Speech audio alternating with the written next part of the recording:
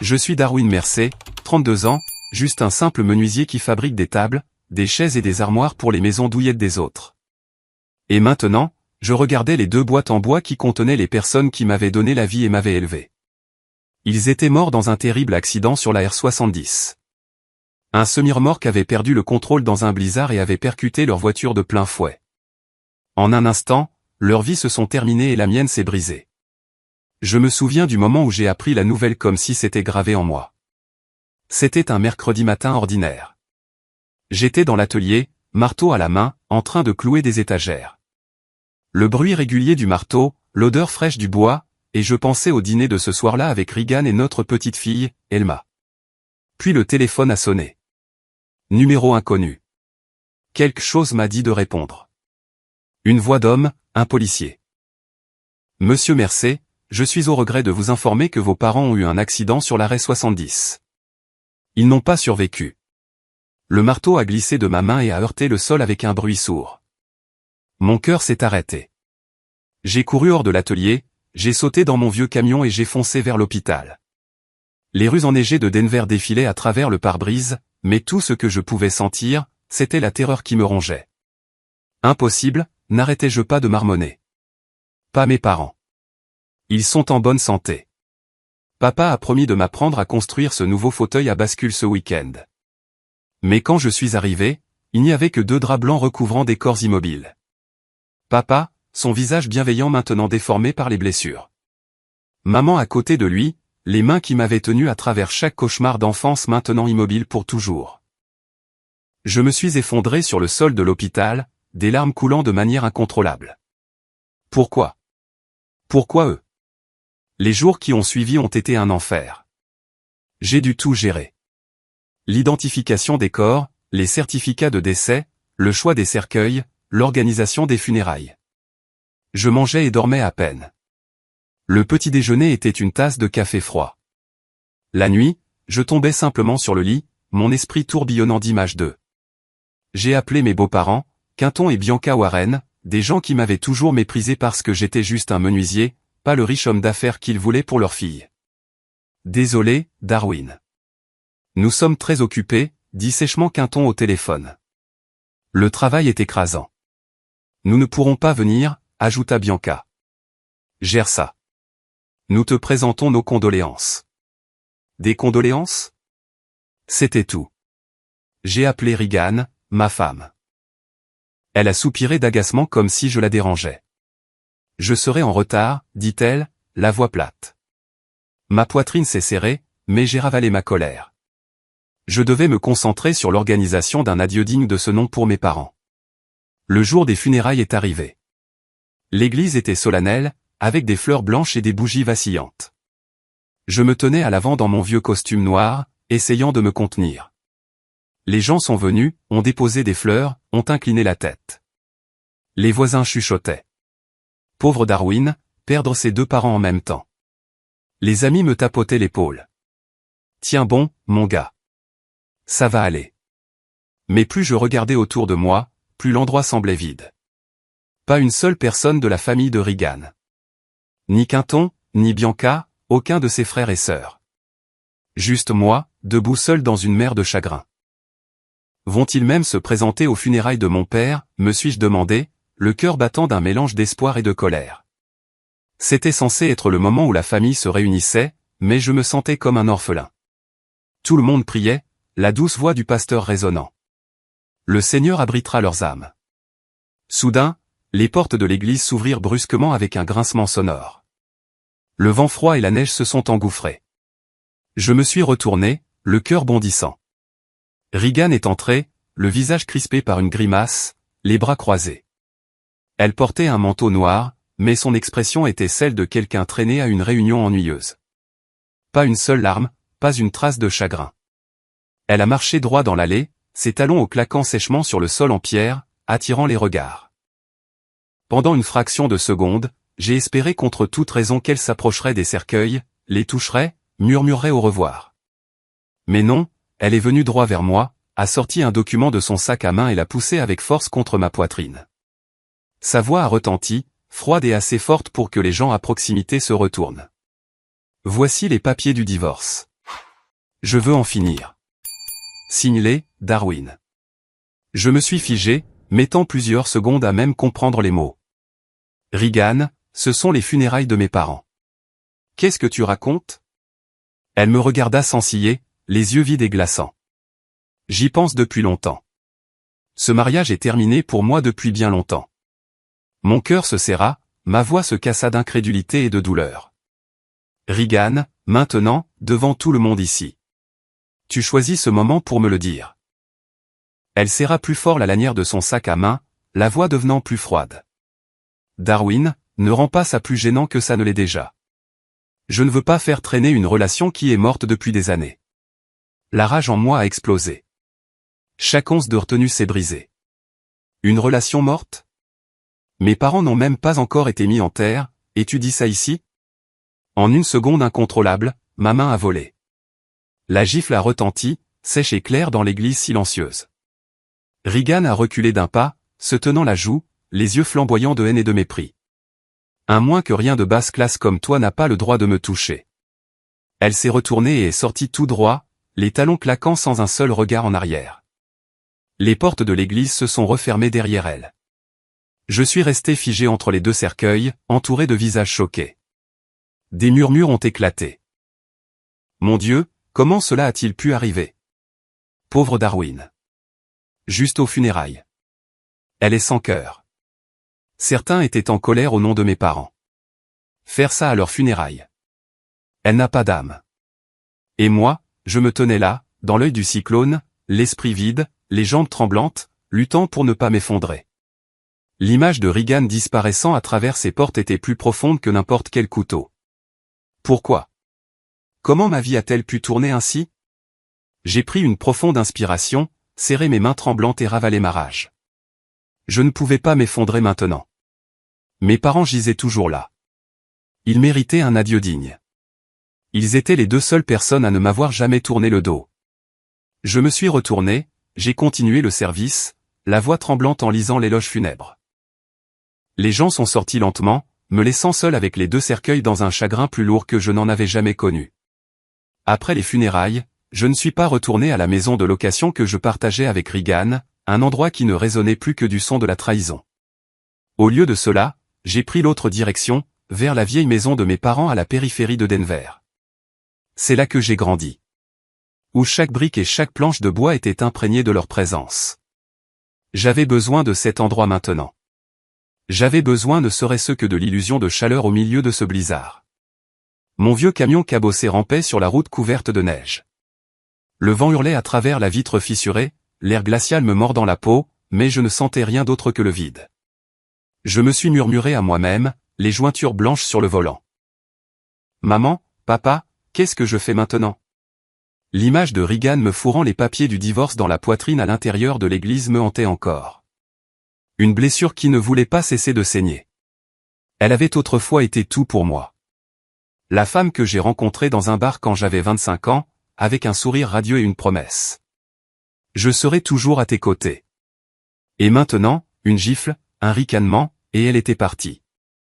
Où était Thelma, notre petite fille, avec sa mère? Avec ses grands-parents? Je n'osais pas penser trop loin. La seule pensée menaçait de m'écraser. La route familière est apparue, bordée de pins chargés de neige. La maison de mes parents se trouvait au bout de la rue calme, un simple bungalow en bois, confortable. Je me suis garé, j'ai coupé le moteur et je suis resté immobile un instant, fixant la porte d'entrée. La dernière fois que j'étais là, il y a à peine une semaine, papa était sur le porche en train de réparer la tondeuse à gazon pendant que maman apportait du thé chaud. « Tu es à la maison, Darwin », disait-elle avec son doux sourire. Maintenant, il n'y avait plus rien. J'ai pris une profonde inspiration, je suis sorti, les clés toujours dans la poche de mon manteau. Quand la porte s'est ouverte, l'odeur familière du bois m'a frappé comme une vague de souvenirs. Le noyer chaud mélangé à la cire pour meubles, l'odeur des après-midi où papa affûtait ses outils sur le porche et où maman époussetait lentement chaque surface. Tout était exactement comme il l'avait laissé, chaleureux, bien rangé, douloureusement paisible. Pas une trace de poussière, pas un objet déplacé, comme s'ils étaient seulement sortis un instant et allaient revenir d'une seconde à l'autre. J'ai fermé la porte et je me suis tenu dans l'entrée, le cœur battant. Le salon s'étendait devant moi avec le vieux canapé sur lequel papa aimait s'allonger en lisant le journal. Je suis entré, j'ai caressé le dossier du canapé de mes doigts, sentant le tissu rugueux familier. Mes yeux me piquaient tandis que je murmurais son nom. Ce canapé avait vu d'innombrables soirées où nous regardions la télé tous les trois. Papa racontant des histoires de sa jeunesse de menuisier pendant que maman riait doucement. Je suis passé à la cuisine. Les armoires en bois que maman polissait chaque matin brillaient encore comme si elles avaient été vernies la veille. J'en ai ouvert une et j'ai vu les tasses en porcelaine bien alignées. Les larmes ont soudainement débordé. Maman disait toujours, une maison propre rend le cœur léger, mon fils. La maison était impeccable, mais mon cœur était plus lourd que jamais. Chaque coin ravivait un souvenir, chacun un couteau dans la poitrine. Dans le coin du salon près de l'entrée était accrochée la photo de famille, nous trois souriant au bord d'un lac l'été dernier. J'ai touché la vitre, les doigts tremblants. Pourquoi avez-vous dû partir si tôt? Je n'ai même pas pu vous remercier correctement. Les souvenirs ont reflué. Papa m'apprenant à construire ma première étagère quand j'avais 12 ans. J'étais maladroit avec la scie, coupant des lignes tordues partout. Il ne m'a jamais grondé, il a juste souri. Réessaie, mon fils. Un homme doit être patient. Nous avons travaillé tout l'après-midi, en sueur sous nos chemises, mais la joie quand c'était terminé était indescriptible. Les nuits d'hiver, rassemblées autour de la cheminée, les bûches crépitant, maman me tendant une tasse de chocolat chaud. Mon garçon doit être fort. La vie n'est pas toujours facile. Ces mots résonnaient maintenant comme une prophétie.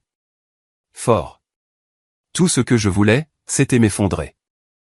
J'ai commencé à nettoyer, même si la maison était déjà immaculée.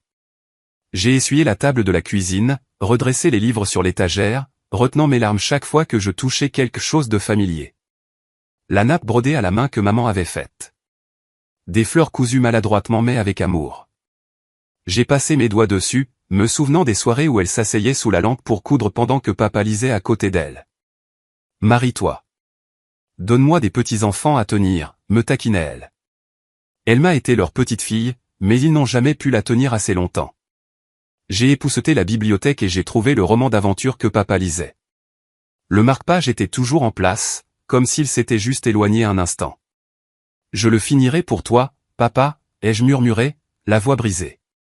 Plus je nettoyais, plus la douleur s'intensifiait. Pourtant, je ne pouvais pas m'arrêter. C'était ma dernière façon d'être proche d'eux. J'ai descendu le couloir, mes doigts frôlant les lambris que papa avait installés lui-même. La faible odeur de bois persistait encore, me rappelant les années de vache maigre. Notre vieille maison était petite, mais elle était toujours remplie de rire.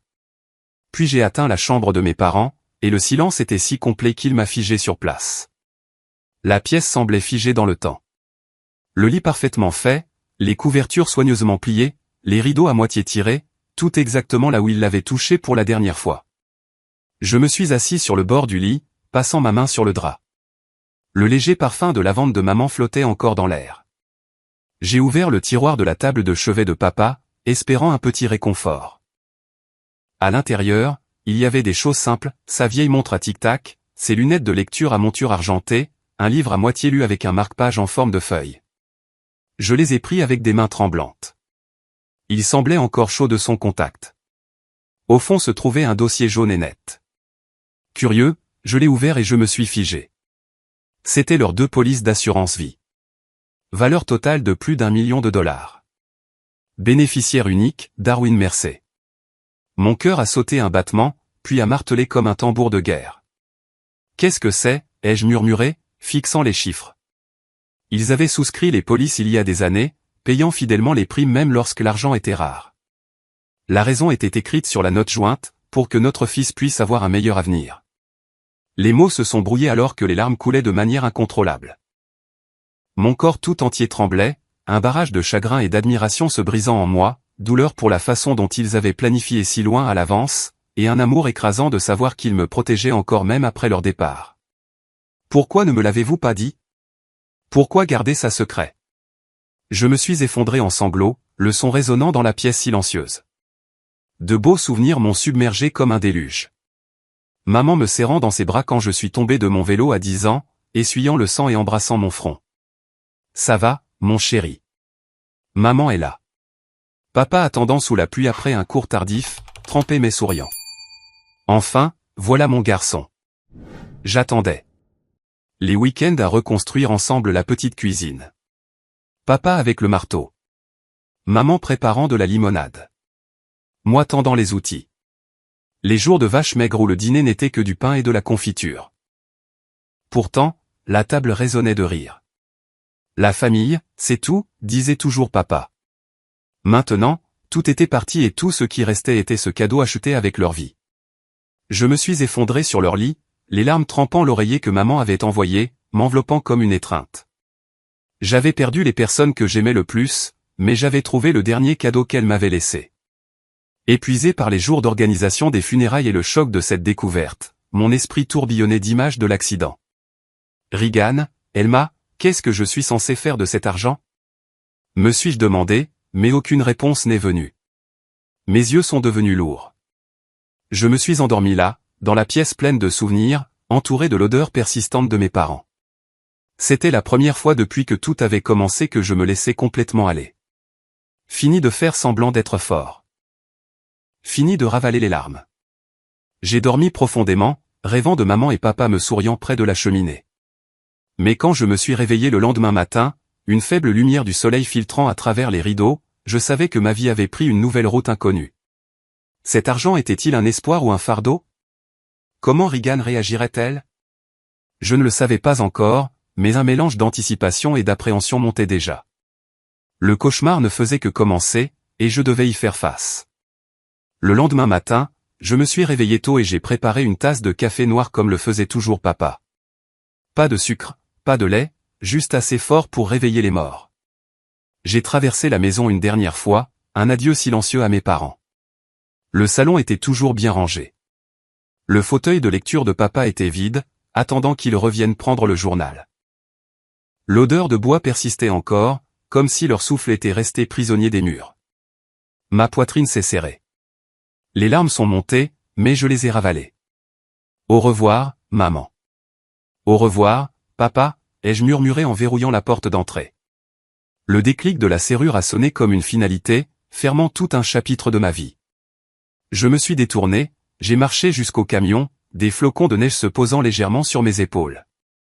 La maison était maintenant le passé, mais les souvenirs vivraient pour toujours. Je suis parti, le cœur lourd mais portant une faible lueur d'espoir provenant du dossier d'assurance rangé dans mon manteau. Sur le chemin du retour vers la maison de location dans le centre de Denver, j'ai décidé de m'arrêter à la compagnie d'assurance. C'était un élégant bâtiment de verre dans le quartier animé du centre-ville, un endroit où les menuisiers ordinaires comme moi entraient rarement. Mon pouls s'est accéléré lorsque je me suis garé, me sentant comme si j'entrais dans un pari à haut risque. Serrant le dossier, je me suis approché du bureau de la réception, la voix tremblante. Je suis ici pour faire une demande d'assurance vie. La jeune réceptionniste avec un chignon soigné m'a regardé avec sympathie. Oui, monsieur Mercé. Nous devrons vérifier les documents. Vous avez perdu un proche. J'ai hoché la tête et lui ai brièvement parlé de l'accident, la gorge nouée. Elle a tout photocopié, vérifié les signatures, puis a dit, le traitement prendra quelques semaines, mais les documents sont complets. Vous recevrez l'argent bientôt. Plus d'1 million de dollars, n'est-ce pas? J'ai de nouveau hoché la tête, espérant que le dernier cadeau de mes parents m'aiderait à surmonter cette tempête. Cela pourrait payer les dettes, acheter une nouvelle maison, peut-être même sauver le mariage si Regan avait encore une once de sentiment. Mais au fond de moi, j'avais peur. Peur que l'argent n'achète pas le bonheur, mais ne fasse que tout compliquer. J'ai quitté le bureau et je suis rentré chez moi, l'esprit tourbillonnant de Leslie. Si Regan la prenait, resterait-elle? Ou me verrait-elle juste comme un homme qui avait hérité de l'argent des morts? Alors que je tournais dans notre quartier de location délabré, avec ses vieux bâtiments à la peinture écaillée, je me suis figé. Une berline de luxe noire et rutilante était garée juste à l'entrée. Une Mercedes, le genre que seuls les très riches conduisent. Un frisson m'a parcouru, un pressentiment terrible. À qui est cette voiture, ai-je marmonné, essayant de me calmer. Peut-être un voisin, peut-être quelqu'un qui s'est perdu. J'ai balayé cette pensée, je me suis garé à côté et j'ai poussé la porte d'entrée. L'odeur de nourriture froide et non consommée m'a frappé, mais le silence était anormal. Puis je me suis arrêté net. Dans le salon se tenait Regan, ma femme, 30 ans, toujours aussi magnifique avec ses cheveux dorés et ses yeux bleus glaciers, à côté de notre fille de 6 ans, Elma, avec ses grands yeux ronds et son sourire innocent. Mais ce n'était pas une scène familiale chaleureuse. Des valises étaient faites. Leurs affaires étaient soigneusement empilées comme s'ils partaient pour de bon. Mon cœur battait la chamade. Mes membres sont devenus froids. Qu'est-ce qui se passe? Où emmènes-tu ma fille? Ai-je murmuré, connaissant déjà la réponse. La panique m'a envahi. Je me suis précipité en avant et j'ai pris Elma dans mes bras, la serrant si fort que j'avais peur de la perdre dès que je la lâcherais. Elle m'a serré en retour, en sanglotant. Papa, tu m'as tellement manqué. L'odeur lactée de ses cheveux, la chaleur de son petit corps. Les larmes menaçaient de couler. Chut. Ça va, ma chérie. Ne pleure pas, ai-je murmuré en lui embrassant le front. Mes yeux brûlaient alors que je regardais Regan, la voix rauque de fureur et de douleur. Regan, qu'est-ce que tu fais? Comment peux-tu être aussi cruel? Me quitter maintenant? Mes parents viennent de mourir. Leur funérailles était hier. Et toi? Tu fais tes valises comme ça? Elle se tenait là, le visage de glace, une étrangère dans le corps de la femme que j'ai autrefois aimée. Les bras croisés, elle a parlé d'un ton plat et sans émotion. Darwin, ce mariage est terminé pour moi depuis longtemps. Tu dois accepter la réalité. Je veux une vie différente. Une que tu ne peux pas me donner. C'était comme un coup de massue en pleine poitrine. Je pouvais à peine respirer. C'est tout ce que c'est? Des maisons, des voitures, des voyages de luxe. Ma voix tremblait. Regan a esquissé un sourire mince et amer. Je suis fatigué de lutter.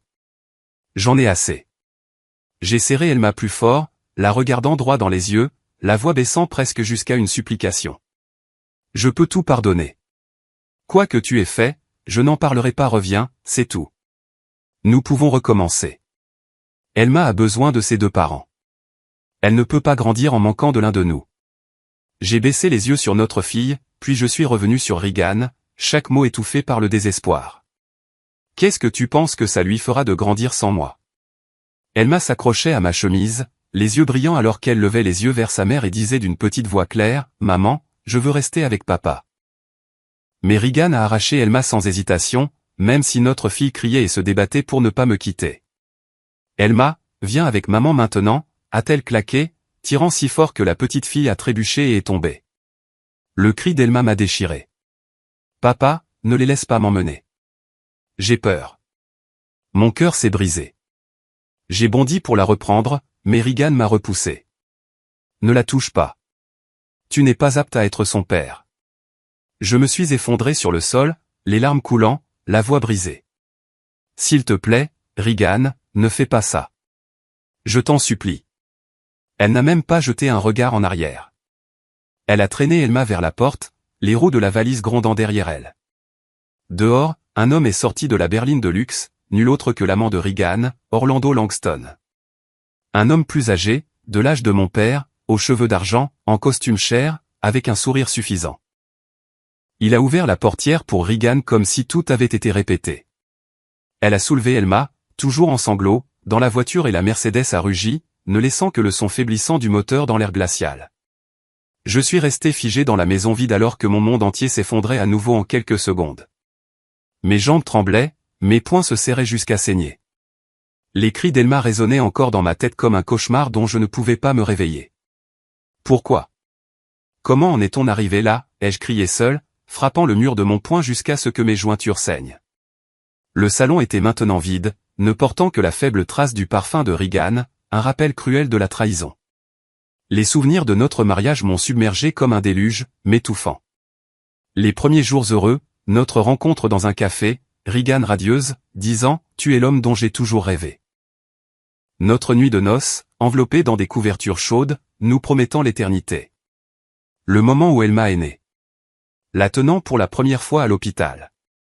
Des larmes de joie. Ma belle-fille. Des soirées remplies de rires. Elma racontant ses histoires d'école. Regan m'embrassant. Tu es le pilier de cette famille. Tout cela avait été ma fierté, ma raison de tenir bon pendant les longues et épuisantes journées à l'atelier. Mais ensuite, les changements se sont insinués, s'élargissant en un gouffre infranchissable. D'abord le dédain. Tu n'es qu'un menuisier avec un salaire pathétique. Comment es-tu censé subvenir à nos besoins? Puis les comparaisons. Mes amis ont épousé des hommes riches avec de belles voitures. Qu'est-ce que j'ai, moi? Rentré tard avec d'étranges excuses. Réunion de travail d'urgence, mais portant l'odeur du parfum d'un autre homme. Protégeant son téléphone, verrouillé par un mot de passe, ne me laissant jamais m'en approcher. Je me doutais de quelque chose, mais j'ai fermé les yeux, croyant que le mariage exigeait la confiance. Le point de rupture est survenu il y a quelques mois, lorsque j'ai accidentellement vu Regan quitter un hôtel de luxe du centre-ville, le bras d'Orlando autour de sa taille, l'embrassant sous les néons. Mon cœur s'est arrêté. Je suis resté figé au coin de la rue, les larmes coulant. Impossible, ai-je pensé, mais la preuve était indéniable. Je l'ai confrontée à la maison. Elle a tout nié. Tu imagines des choses. Arrête d'être paranoïaque. À partir de ce jour, notre mariage ne tenait plus qu'à un fil, mais je m'y suis accroché pour le bien d'Elma. Et maintenant, en regardant la Mercedes disparaître dans la rue, j'ai compris que ce n'était pas seulement une trahison. C'était la fin amère de la vie que j'avais lutté pour maintenir pendant 6 ans. Je me suis effondré sur le sol, sanglotant comme un enfant, les mains agrippées à ma tête. La maison était vide. Plus de rire d'Elma. Plus de chaleur de Regan. L'avenir semblait d'un noir d'encre. Parents partis, femmes parties, filles emmenées. L'argent de l'assurance ressemblait maintenant à une blague cruelle. Pourrait-il racheter une famille? La douleur et l'appréhension ont surgi, me préparant à des jours encore plus sombres. Je me suis tordu sur le sol, l'esprit tourbillonnant avec l'image d'Orlando ouvrant la portière de la voiture, Regan emportant notre fille hurlante pendant que je restais impuissant. À partir de ce jour, ma vie serait un combat sans fin. À ce moment de désespoir total, j'ai décidé d'aller chez mes beaux-parents. C'était mon dernier espoir. Peut-être que Quinton et Bianca Warren parviendraient à raisonner Regan, ou du moins à m'offrir un semblant de réconfort. Ils étaient ses parents. Ils devaient se soucier de leur propre petite fille, n'est-ce pas? J'ai conduit jusqu'à leur somptueuse maison dans la banlieue la plus riche de Denver, un endroit où je me sentais toujours déplacé dans mes vêtements de menuisier poussiéreux. L'immense porte en bois s'est ouverte et Quinton, grand, aux cheveux d'argent, toujours en costume, m'a regardé avec des yeux glacials. Bianca se tenait derrière lui, parfaitement maquillée, sans le moindre sourire. « Darwin, qu'est-ce que tu fais ici ?» a demandé Quinton, la voix sèche comme de la poussière. Je suis entré dans leur vaste salon, avec ses meubles en cuir, ses œuvres d'art coûteuses au mur, et j'ai essayé de garder une voix stable. « Monsieur, Regan est parti. Elle est partie avec Orlando. S'il vous plaît, parlez-lui. Convainquez-la de revenir pour le bien d'Elma. » Mais dès que j'ai fini de leur raconter ce qui s'était passé, leurs visages se sont tordus de colère.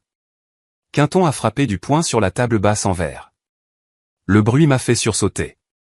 Tu n'as pas su garder ta femme, et maintenant tu viens pleurnicher ici. Espèce de raté inutile et sans classe. Regan a assez souffert en se traînant dans la vie avec toi. Tu penses que tu la mérites? Ces mots m'ont frappé comme des couteaux. Je suis resté figé, balbutiant.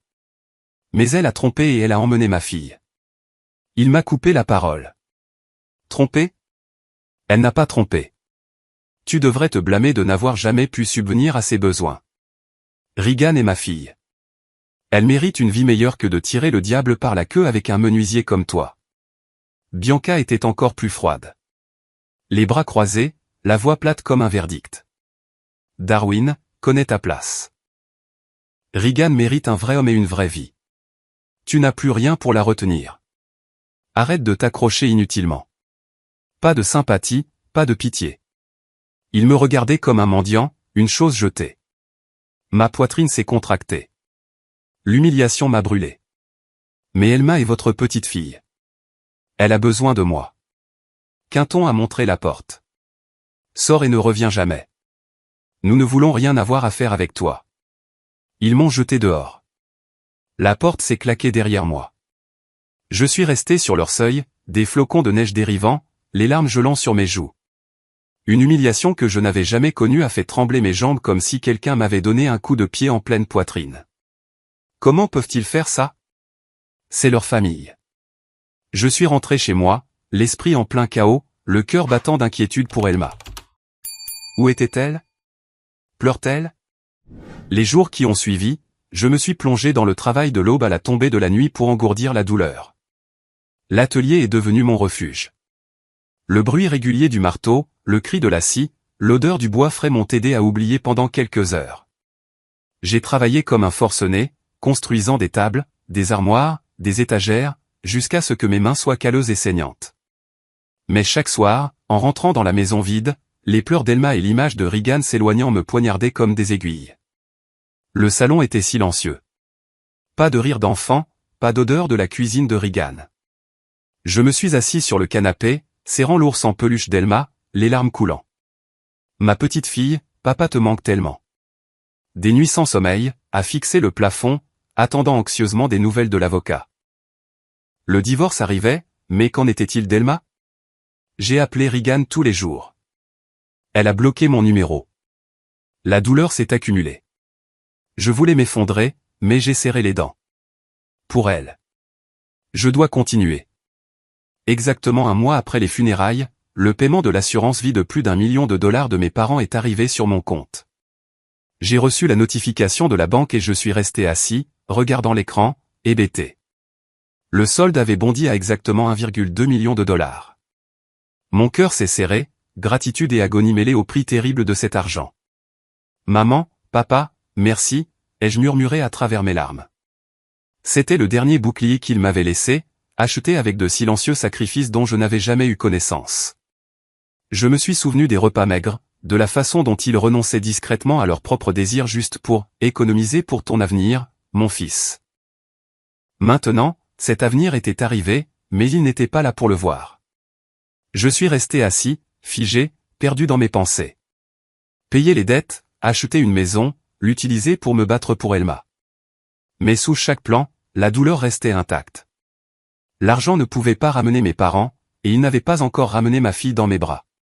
2 semaines plus tard, la séance de médiation a eu lieu au tribunal de la famille de Denver. Je suis arrivé tôt dans mon vieux costume, serrant des documents financiers, m'accrochant au fragile espoir que l'amour et l'argent de l'assurance que je venais de recevoir pourraient encore tout arranger. Mon cœur battait la chamade en entrant dans la pièce froide avec ses tables en bois et ses chaises dures. Regan est entré, l'air détendu et confiant, robe chère, cheveux en un chignon élégant, flanqué de son propre avocat. Elle m'a jeté un regard, les yeux pleins de mépris comme si j'étais un étranger. Le juge, une femme d'âge moyen, a demandé, « Monsieur Mercey, que souhaitez-vous dire lors de cette médiation ?» J'ai parlé, la voix tremblante mais sincère. « Votre honneur, je veux reconstruire ma famille. J'aime ma femme et ma fille. Je suis prêt à tout pardonner, l'adultère, la trahison. Je viens de recevoir plus d'1 million de dollars de l'assurance vie de mes parents. Je suis prêt à utiliser chaque centime pour leur avenir si Regan revient pour le bien d'Elma, votre honneur. » J'ai regardé Regan désespérément, espérant une lueur de sentiment. Elle a juste secoué la tête froidement. « Non, votre honneur, ce mariage est terminé. Je n'ai pas besoin de cet argent. Mon avenir sera bien plus riche que ça. Je demande le divorce et la garde exclusive d'Elma. » Ces mots étaient un couteau. Tous mes efforts se sont effondrés instantanément. Je suis resté assis, figé, agrippant la chaise, les larmes menaçant de couler. « Regan, comment peux-tu » Elle ne m'a même pas regardé, a juste souri à son avocat. La médiation s'est terminée sans accord, me laissant avec une douleur encore plus lourde. Le mois suivant a été un enfer. J'ai envoyé des SMS, appelé, envoyé des emails. De longs messages suppliants pour une réconciliation. Je vais tout arranger. Reviens juste pour Elma. J'ai envoyé de vieilles photos, des souvenirs heureux, espérant réveiller quelque chose en elle. Aucune réponse. Finalement, elle a bloqué tous les moyens par lesquels j'essayais de la joindre, coupant le dernier fil d'espoir. Je me suis assis seul dans la maison silencieuse, regardant un téléphone mort, le cœur brisé. Elma, qu'est-ce que je fais maintenant? Ces nuits-là, je rêvais qu'elle pleurait pour moi, me réveillant en sueur, redoutant la date finale du tribunal. Lorsque l'audience officielle pour la garde a eu lieu, la salle d'audience était bondée d'avocats et de témoins. J'ai parlé au tribunal de l'énorme héritage et de mon amour pour ma fille. Votre honneur, j'ai plus d'1 million de dollars pour subvenir aux besoins d'Elma. Je suis son père et je l'aime plus que tout. S'il vous plaît, accordez-moi la garde. Mais mon revenu instable de menuisier a été dépeint comme précaire. Salaire bas, horaires irréguliers. L'avocat de Regan a souri. Monsieur Mercer n'est qu'un menuisier. Comment peut-il subvenir à ses besoins? Regan, soutenu par la vaste fortune d'Orlando Langston, était assise avec confiance. Orlando était dans la galerie, costume rutilant, témoignant « Je donnerai tout à Regan et Elma. » Un manoir, les meilleures écoles, une sécurité 24h24. Regan a hoché la tête. Je peux lui offrir une vie bien plus stable qu'il ne le pourra jamais. Le juge a accordé la garde exclusive à Regan. Les mots ont frappé comme le tonnerre. Je pouvais à peine me tenir debout en quittant la salle d'audience, les jambes tremblantes, la main appuyée contre le mur. C'était comme si mon monde entier venait de tomber dans un abîme sans fond. Parents partis, femmes parties, filles parties. La dernière lumière de ma vie s'était éteinte. Je me suis traîné chez moi, l'esprit tourbillonnant d'images d'Elma, ma petite fille aux joues potelées et au rire cristallin. Elle appartenait maintenant à Regan et Orlando, les deux personnes qui m'avaient tout volé. Je l'imaginais pleurer son papa la nuit, et je ne pouvais pas l'atteindre.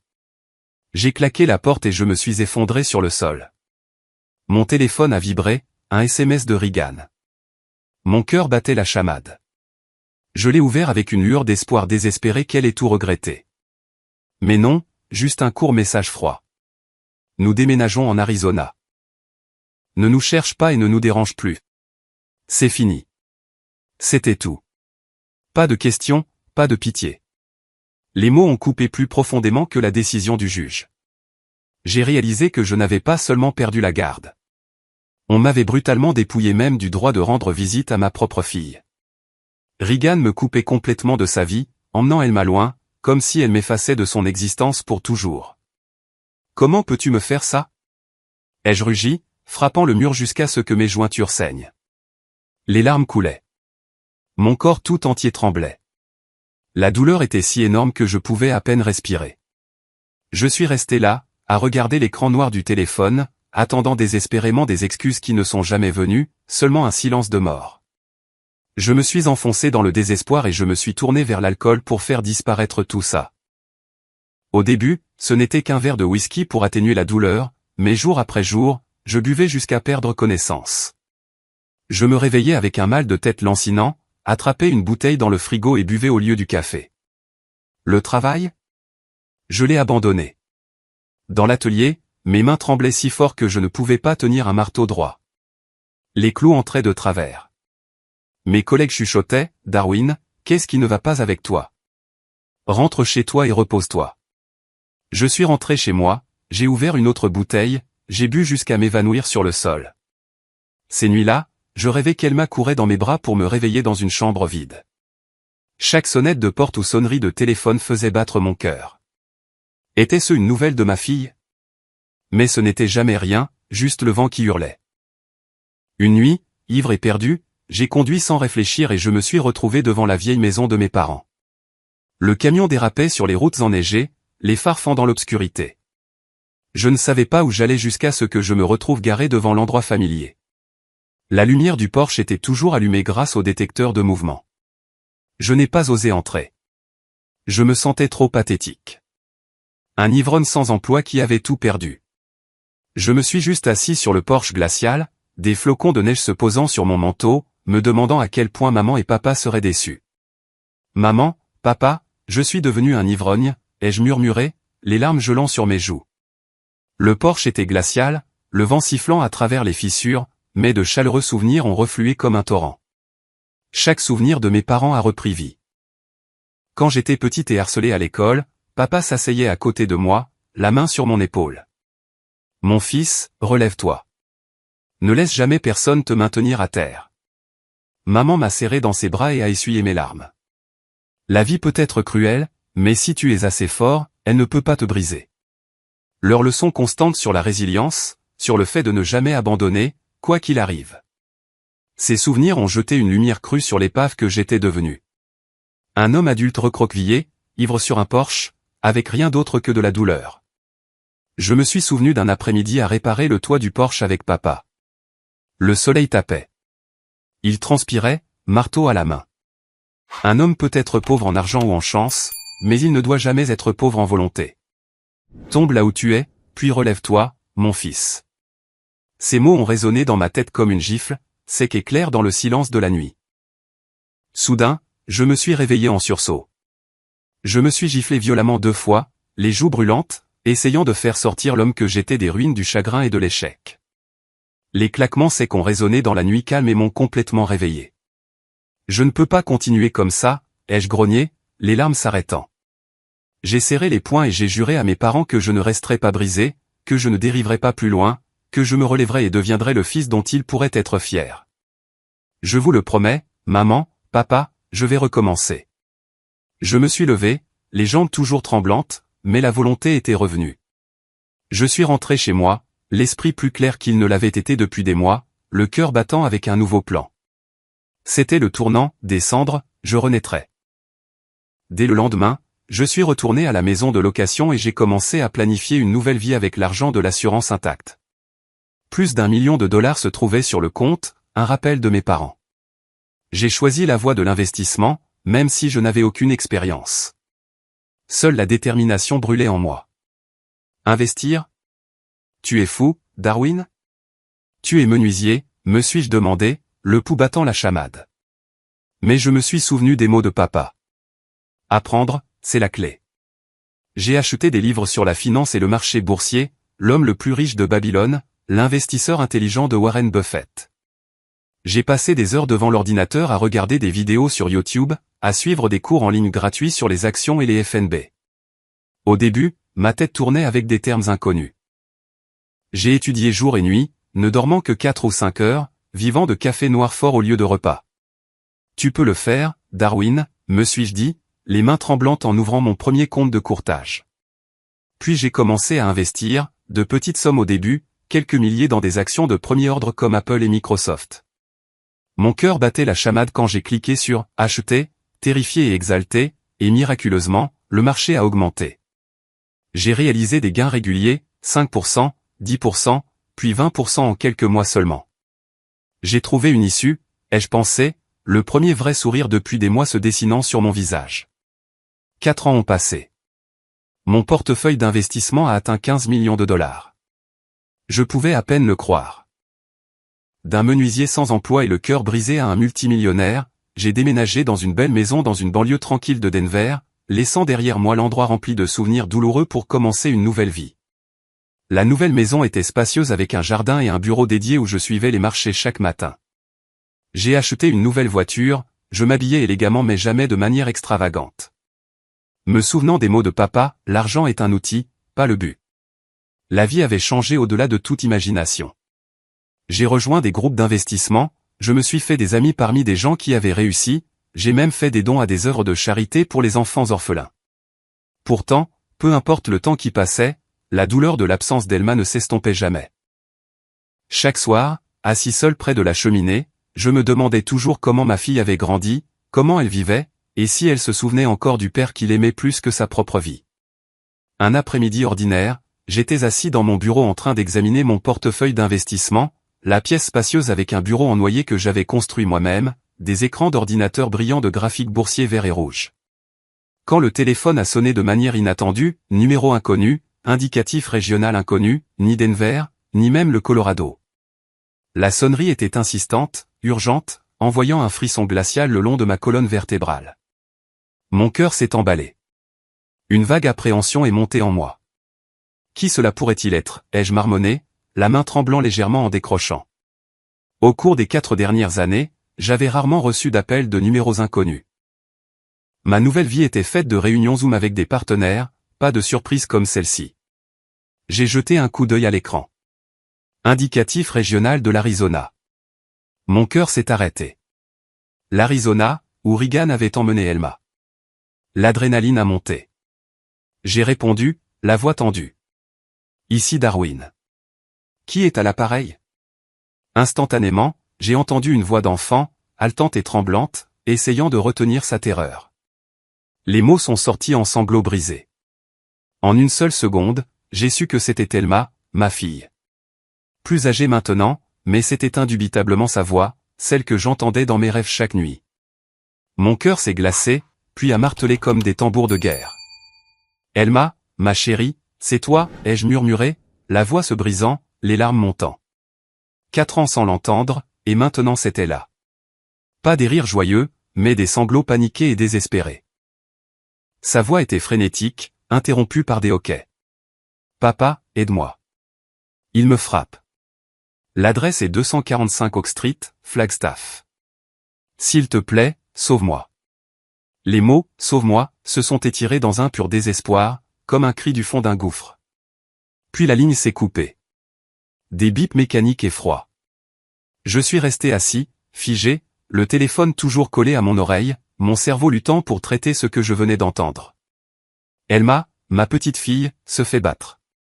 L'horreur m'a submergé comme un raz-de-marée, balayant toute pensée rationnelle. Mon corps tout entier s'est engourdi. Mon cœur s'est serré si fort que je pouvais à peine respirer. L'instinct paternel a submergé la peur et le calcul. Je n'ai pas pensé aux lois ou aux risques. Seulement à ma fille en souffrance qui avait besoin de son père. Regan et Orlando. Que avait-il fait à mon enfant? La rage et la terreur ont explosé en moi. L'adrénaline a monté, faisant trembler mes membres, mais mes actions étaient décisives.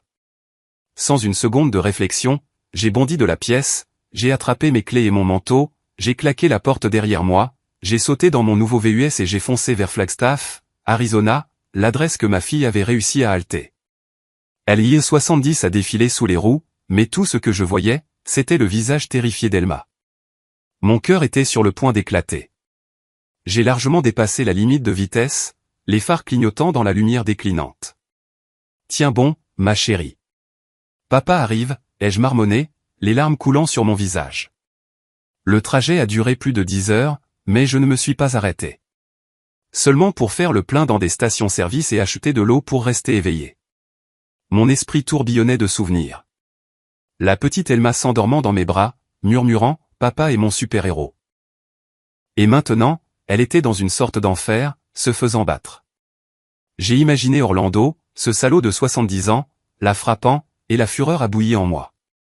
Et est-ce que Regan le savait? En faisait-elle partie? Chaque kilomètre sur les routes de montagnes sinueuses, le vent hurlant, mon anxiété montait. Garde juste ma petite en sécurité, ai-je prié, serrant le volant jusqu'à ce que mes jointures blanchissent. La nuit est tombée. Les étoiles scintillaient dans le ciel de l'Arizona. Mais je n'ai jamais levé les yeux, seulement vers le GPS. 245 Oak Street, Flagstaff, un quartier résidentiel calme. Mais pour moi, c'était un champ de bataille. Quand je suis arrivé, il était tard. Les rues étaient silencieuses sous les faibles lampadaires orange. Je me suis garé à un pâté de maison, j'ai éteint les phares et j'ai couru droit vers la maison. Une villa de luxe moderne, les lumières toujours allumées à l'intérieur. Mon cœur battait si fort que je pouvais à peine respirer. Je me suis glissé vers la fenêtre de devant, me cachant derrière des buissons. La scène à l'intérieur m'a frappé comme un cauchemar. Orlando balançait une ceinture en cuir sur le dos d'Thelma, hurlant des jurons d'ivrogne. Petite peste. C'est comme ça que je vais t'éduquer. Sa voix était pâteuse d'alcool. Thelma, ma fille, maintenant âgée de 10 ans, plus grande, plus mince, était recroquevillée, les bras sur la tête, encaissant les coups en silence, seuls de faibles sanglots étouffés s'échappant. Mon sang a bouilli, ma vision s'est brouillée de rage. Regan se tenait juste là, les bras croisés, regardant son propre enfant se faire battre comme si de rien n'était. Elle a même grondé, « Tu le mérites. Comporte-toi bien ou tu en auras plus. » Pas un seul mouvement pour l'arrêter. Pas une trace de pitié. Mon cœur s'est brisé. C'était sa mère. La femme que j'ai autrefois aimée. Pendant une seconde, je suis resté figé de choc. Mais ensuite, une pure fureur a explosé en moi. J'ai chargé la porte d'entrée et je l'ai défoncée de toutes mes forces. La porte en bois a explosé de ses gonds, des éclats volant partout, toute la pièce tremblant sous l'impact. Orlando s'est retourné, ivre et le visage rouge, trop lent pour réagir avant que mon poing ne s'écrase sur son visage. Le coup l'a projeté contre le mur, hébété, du sang coulant de son nez. « Qui diable êtes-vous pour entrer par effraction chez moi » a-t-il grondé en se tenant le visage. Je n'ai pas répondu, je ne voyais que du rouge. Regan est devenue blanche comme un linge, stupéfaite que je sois apparu si soudainement. Ses yeux étaient grands ouverts de choc et de fureur d'avoir été prise sur le fait. « Darwin, comment es-tu ici » a-t-elle balbutié. Orlando a rugi et a chargé comme un animal blessé, balançant la ceinture. Nous nous sommes heurtés, point, meuble, chaos. Il a attrapé mon col et m'a donné un coup de poing à l'estomac. Mais moi, alimenté par des années de muscles de menuisier et une rage aveugle, je l'ai poussé en arrière sur la table à manger, le verre et le bois se brisant. « Tu oses frapper ma fille » ai-je beuglé, faisant pleuvoir les coups sur son visage. Regan criait depuis le côté. « Tu es fou ? Sors de notre maison ou j'appelle la police. » Mais elle a reculé, terrifiée par la rage qu'elle n'avait jamais vue chez le mari d'où qu'elle avait connu. Le combat n'a duré que quelques minutes. Sang, respiration lourde, destruction, jusqu'à ce que le cri désespéré et brisé d'Elma ne traverse tout. « Papa, arrête, s'il te plaît. » Ce son a déchiré le monde en deux. J'ai instantanément lâché Orlando et je me suis précipité vers ma fille, prenant son corps tremblant dans mes bras. Elle tremblait violemment, petite et terrifiée, se blottissant contre moi. Je l'ai serrée fort, les larmes coulant. « Je suis là, ma chérie. Papa te tient. C'est fini. » L'odeur de ses cheveux, la chaleur de son petit corps, tout ce que j'avais perdu pendant 4 longues années a reflué. À ce moment-là, j'ai su que si j'avais été ne serait-ce que quelques minutes plus tard, ma fille n'aurait peut-être jamais eu une autre chance d'appeler à l'aide.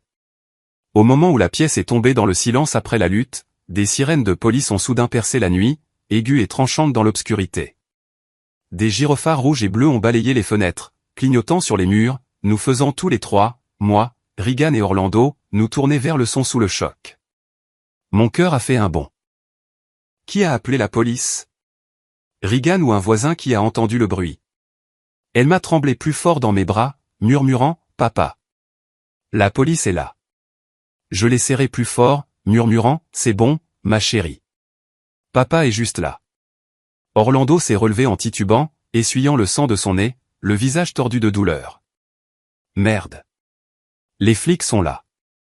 Regan a reculé, la main sur la bouche, les yeux fuyants comme si elle calculait son histoire. Les sirènes se sont rapprochées, puis se sont arrêtées juste devant. J'ai pris une profonde inspiration, essayant de rester calme. Cela pourrait être le salut ou un désastre encore plus grand. Elma m'avait secrètement appelé, mais maintenant la police était là. Tout pourrait changer.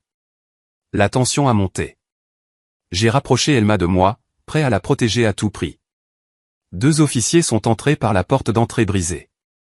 Les mains posées sur leurs étuis, les yeux balayant rapidement la pièce. Le plus grand, aux épaules larges avec une barbe épaisse, a aboyé « Police de Flagstaff ». Nous avons reçu un rapport d'altercation physique, de cris et d'un enfant qui pleure à cette adresse. Que tout le monde reste où il est. La jeune officière a balayé la scène avec une lampe de poche. Ils ont pris la mesure du salon saccagé, des meubles renversés, des éclats de verre scintillants, de la ceinture en cuir gisant sur le sol à côté d'Orlando. Puis leurs yeux se sont posés sur moi, berçant une petite fille en sanglots et tremblante, et sur les 2 adultes ensanglantés et débraillés à proximité. Mon cœur battait si fort que je pouvais à peine respirer, attendant leur réaction. L'officier s'est avancé, la voix ferme. « Séparez-vous tous maintenant. Les mains où je peux les voir. Expliquez exactement ce qui s'est passé. » Sa main est restée près de son arme. Regan a paniqué, le visage cendré, balbutiant. « Officier, il est entré par effraction. Il nous a attaqués. » Orlando, les yeux exorbités de rage, a rugi. « C'est ça. Arrêtez-le. C'est un cambrioleur. » J'ai gardé Elma pressée contre ma poitrine, la protégeant, et j'ai parlé aussi calmement que possible malgré ma voix tremblante. « Je suis son père. Ma fille m'a appelé pour demander de l'aide.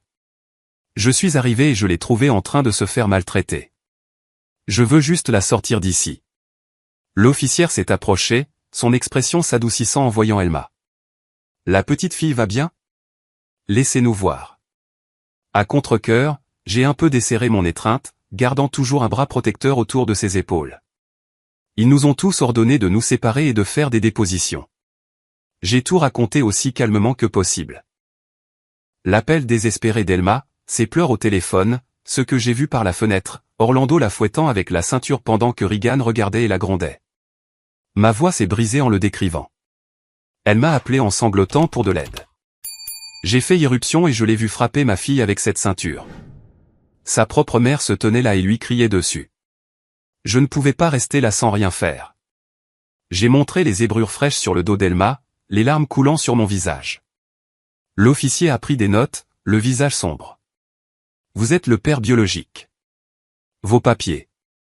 J'ai sorti mon portefeuille, mon permis de conduire, l'acte de naissance d'Elma, des documents que j'avais gardés pendant des années, pressentant qu'un jour j'en aurais besoin. Ils ont vérifié rapidement et ont hoché la tête. Orlando et Regan n'arrêtaient pas de crier l'un sur l'autre. Orlando, le visage enflé, m'a montré du doigt. Il est entré par effraction chez moi, m'a attaqué sans raison. On ne faisait que discipliner la gamine. Elle a passé un appel en douce et a désobéi. Regan a hoché la tête frénétiquement, évitant les yeux d'Elma. Exactement, officier. Nous sommes ses parents légaux. Lui, mon ex-mari, est entré par effraction et a agressé Orlando. Nous nous défendions. Elle a essayé de forcer un sourire, mais son visage était blanc comme un fantôme, les mains tremblantes. Je l'ai regardé, le cœur brisé. La discipline avec une ceinture, et tu regardais juste pendant que ta propre fille se faisait battre. L'officière a coupé court. Silence. On va vous entendre un par un. Ils ne faisaient entièrement confiance à personne. La suspicion remplissait leurs yeux alors qu'ils examinaient la scène. Ils ont commencé à prendre des dépositions formelles. Moi d'abord, puis Regan, puis Orlando. J'ai tout raconté en détail. La voix stable mais émue. Le trajet frénétique depuis Denver. L'appel brisé d'Elma pour de l'aide. Elle m'a supplié de la sauver. Je suis son père. Je devais venir. Ils ont photographié la scène. Les flashs de l'appareil photo capturant les meubles renversés, le sang sur le sol, la ceinture tordue.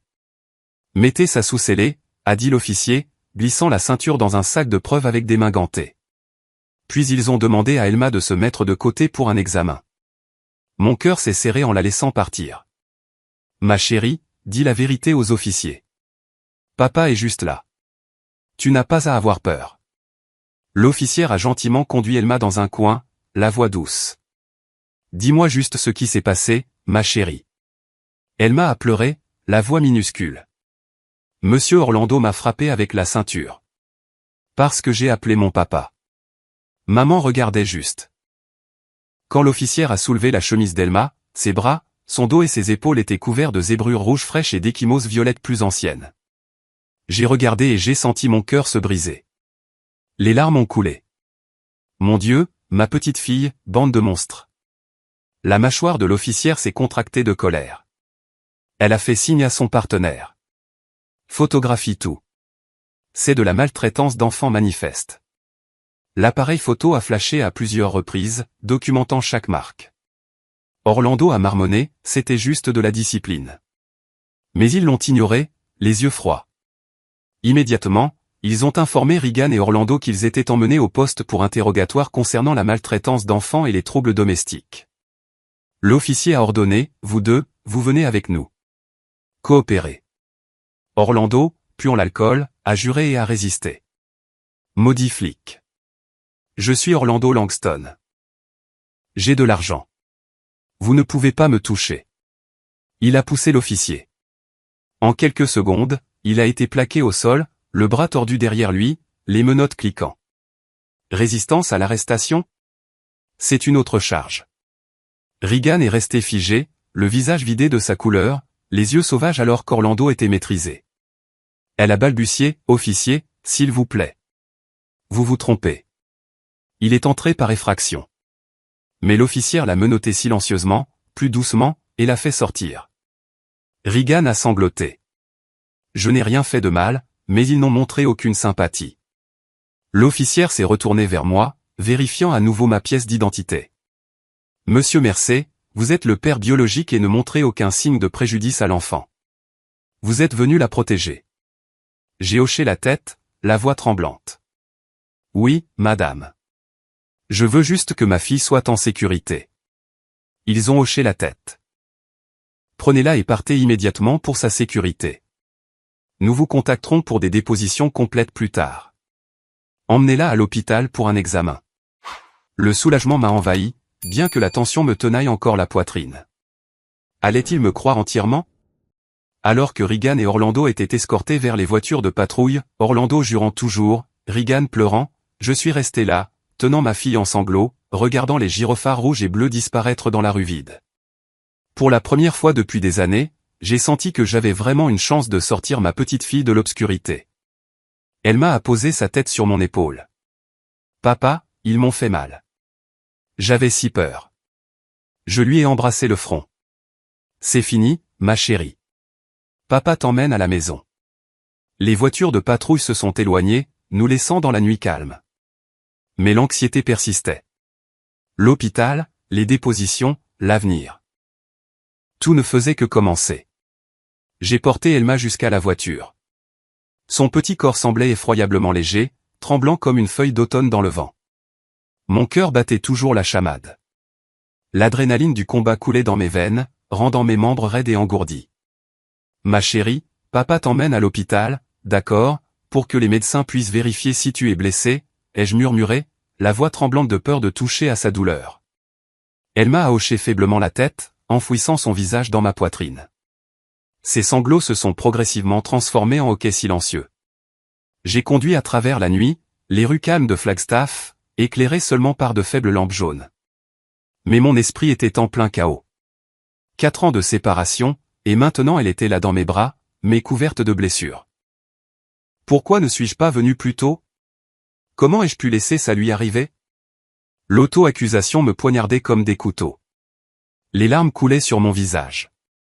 L'anxiété a monté en pensant à l'hôpital. Quelle était la gravité des blessures? La police allait-elle me convoquer? J'ai appuyé plus fort sur l'accélérateur. Le VUS filant à travers des rues inconnues. L'air froid de la nuit de l'Arizona s'engouffrant par la vitre fissurée, transportant l'odeur de la poussière du désert. Dès que nous avons quitté les lieux, je me suis dirigé directement vers l'hôpital le plus proche, un petit centre médical de Flagstaff, son enseigne au néon brillant dans l'obscurité. J'ai porté Elma aux urgences, les bras tremblants de fatigue et d'inquiétude. À l'aide. Ma fille a été battue, ai-je crié, ma voix résonnant dans le couloir blanc et stérile. Les infirmières se sont précipitées, leur visage changeant instantanément en voyant Elma, recroquevillée, pâle, du sang suintant à travers le dos de sa chemise. Mon Dieu, pourquoi cet enfant est-il dans cet état? A demandé une infirmière, la voix pleine de pitié, puis a rapidement roulé un brancard. Ils l'ont emmené aux urgences pédiatriques. J'ai suivi, le cœur battant à l'idée de la quitter. Monsieur, veuillez attendre dehors. Nous devons faire un examen complet, a dit une infirmière. J'ai secoué la tête. Je suis son père. Je dois rester avec elle. Ils l'ont permis. Je me suis assis près du lit, tenant la petite main glacée d'Elma. Le médecin, un homme d'âge moyen avec des lunettes à monture argentée et une expression grave, est arrivé après un examen préliminaire. Il a examiné les zébrures, a vérifié son pouls, a posé des questions douces. Elma est restée silencieuse, ne faisant que hocher ou secouer la tête, mais elle a tressailli et s'est recroquevillée quand il a touché son dos. Mon cœur s'est serré. J'ai attendu anxieusement les résultats. Après avoir terminé, le médecin m'a attiré dans le couloir, le visage tendu. Monsieur Mercé. L'état d'Elma est plus grave qu'il n'y paraît. Elle a de multiples ecchymoses anciennes et nouvelles, certaines datant de plusieurs semaines, indiquant des abus prolongés. Elle montre une instabilité psychologique, une peur du contact, une réaction de sursaut au bruit fort.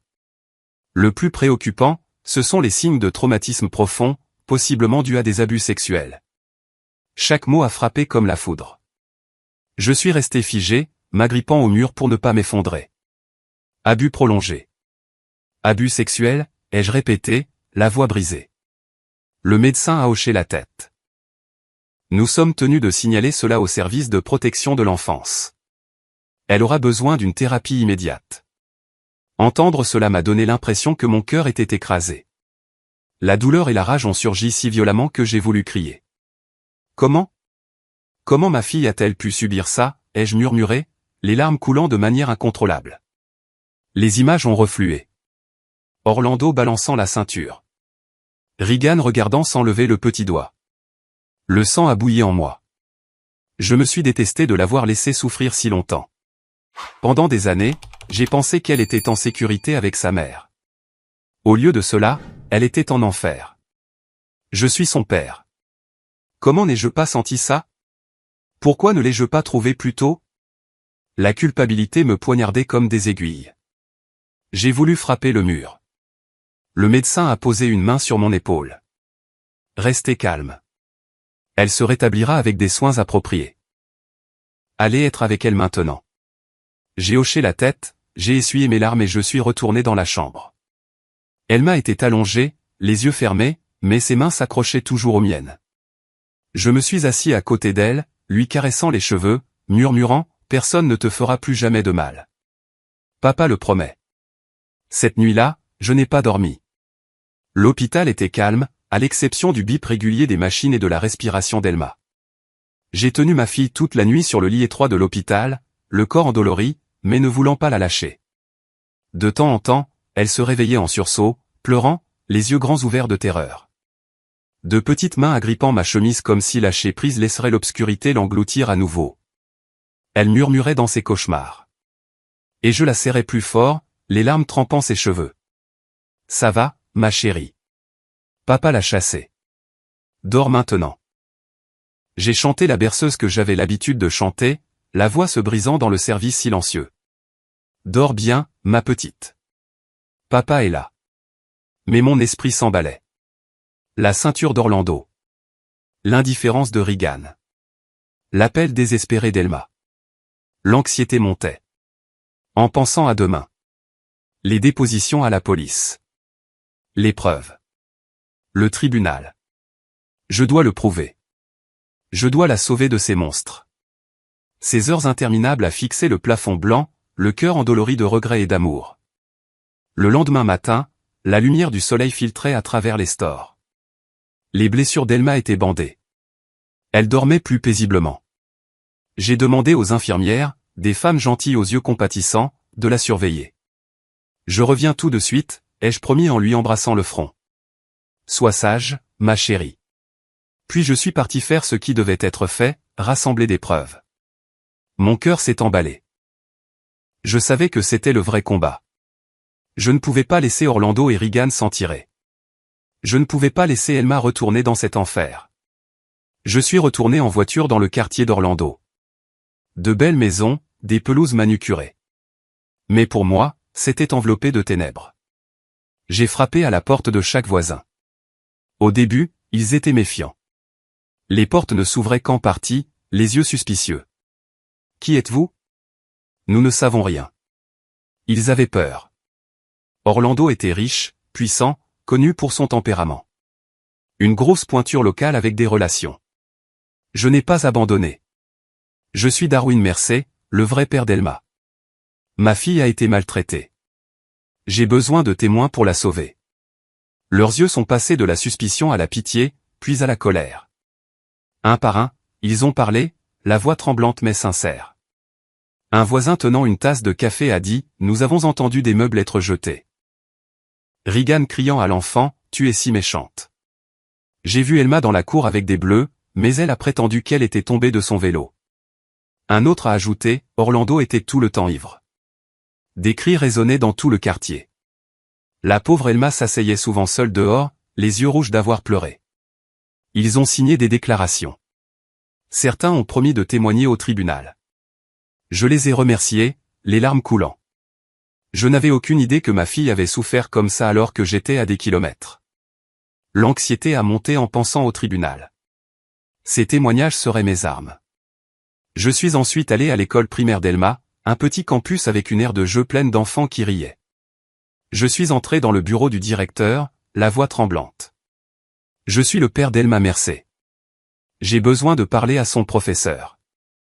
Ils m'ont emmené voir son professeur principal, une femme d'âge moyen au visage aimable avec des lunettes. Quand elle a entendu l'histoire, elle a soupiré lourdement. Je m'en doutais depuis longtemps. Elma venait souvent en classe anxieuse, tressaillant quand quelqu'un lui touchait l'épaule, éclatant parfois en sanglots sans raison. Elle dessinait des images sombres, des adultes frappant des enfants. D'autres enseignants ont ajouté. Nous avons remarqué des bleus sur ses bras. Elle disait toujours qu'elle était tombée. Nous étions sur le point de le signaler aux SPE, mais Madame Reagan est venue, furieuse, menaçant de nous poursuivre en justice si nous nous mêlions de sa famille. Elle a dit qu'elle avait le droit de discipliner son enfant. Mon sang a bouilli. J'ai agrippé la chaise si fort que mes jointures sont devenues blanches. Pourquoi ne l'avez-vous pas signalé plus tôt? Ai-je demandé, la voix tremblante de rage. Le professeur a baissé la tête. Nous avions peur. Orlando a de l'influence ici, mais maintenant que vous êtes là, nous témoignerons. Tous. Chaque mot était un autre couteau dans mon cœur. Je n'avais aucune idée que ma fille autrefois heureuse et souriante avait vécu dans la terreur, tressaillant au moindre contact. Je me suis assis dans le bureau de l'école, les larmes coulant, l'esprit en plein désarroi. Ils m'ont donné des dossiers, des absences, des rapports de comportement. J'ai tout photocopié. C'était déchirant. Sur le chemin du retour vers l'hôpital, j'ai conduit lentement, pensant aux années que j'avais manquées. J'étais riche et j'avais réussi, mais ma fille avait été avec sa mère et ce monstre. Je me suis garé sur le côté et j'ai frappé le volant. Je dois être fort pour elle. Le 3e jour, quand Elma était plus forte, les zébrures moins rouges, capable de manger un peu de bouillie, je me suis assis à côté de son lit et j'ai demandé aussi doucement que possible, terrifié de rouvrir ses blessures. Ma chérie, peux-tu dire à papa ce qui s'est passé à la maison? Je te promets que je te protégerai. Elma m'a regardé, les lèvres tremblantes, les yeux se remplissant de larmes. Puis elle s'est jetée dans mes bras et a sangloté comme si un barrage s'était enfin rompu. Entre les halètements, elle m'a tout raconté. Les coups pour de petites erreurs, renverser du lait, oublier de nettoyer sa chambre, ou parfois sans aucune raison, juste parce qu'Orlando était ivre et en colère. Il m'a frappé avec la ceinture, avec ses mains. Ça faisait si mal, papa. Sa voix est devenue plus petite. Et parfois, la nuit, il venait dans ma chambre, me touchait à des endroits où il ne devait pas. J'avais peur. Je le repoussais, mais il me disait de me taire. Je me suis raidi, chaque muscle tremblant. Abus sexuel, sur ma fille. Le sang m'est monté à la tête. J'ai serré les poings jusqu'à saigner, les yeux brûlants, la mâchoire verrouillée contre la rage qui explosait en moi. La voix tremblante, j'ai demandé, mon Dieu, est-ce que maman le savait? Elma a murmuré. Maman le savait, mais elle a balayé ça d'un revers de la main. Elle m'a dit de ne pas inventer des choses, que c'était de l'amour. Elle a dit que si je le disais à quelqu'un, elle m'abandonnerait. J'ai serré Elma contre ma poitrine, le cœur se brisant en 1000 morceaux, les larmes trempant ses cheveux. Mais dans cette douleur, une résolution inébranlable s'est formée. Je la protégerai quoi qu'il en coûte, même si je devais affronter le monde entier.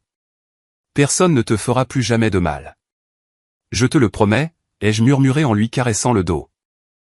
Mon esprit s'emballait avec des plans. Le tribunal, l'épreuve, la justice. L'anxiété était écrasante. C'était la bataille finale. Je me suis assis près du lit d'hôpital d'Elma, la regardant s'endormir enfin après ses pleurs. Mais mes propres yeux refusaient de se fermer. Cette nuit-là, à l'hôpital de Flagstaff, l'air froid, le bip régulier des machines, la faible odeur d'antiseptique, j'ai passé chaque heure à compiler chaque élément de preuve. J'ai étalé les documents sur la petite table de chevet, les déclarations écrites des voisins, les photocopies des rapports scolaires, les photos médicales de ses blessures, et le plus crucial, l'enregistrement audio du propre récit d'Elma sur mon téléphone. Le lendemain matin, j'ai soumis le dossier épais complet au SPE, les services de protection de l'enfance, et à la police de Flagstaff. J'ai d'abord conduit au bureau des SPE, un bâtiment moderne en verre dans le centre-ville, le cœur battant en entrant. L'assistante sociale, une femme d'âge moyen avec des lunettes et une voix douce, a pris le dossier, a feuilleté quelques pages, et son visage a changé. Monsieur Mercé, c'est extrêmement grave. Nous traiterons cela comme une urgence. Je lui ai brièvement raconté, la voix tremblante. Ma fille a été maltraitée. J'ai tout ici. S'il vous plaît, aidez-la. Elle a hoché la tête, a fait des copies et a promis une action immédiate.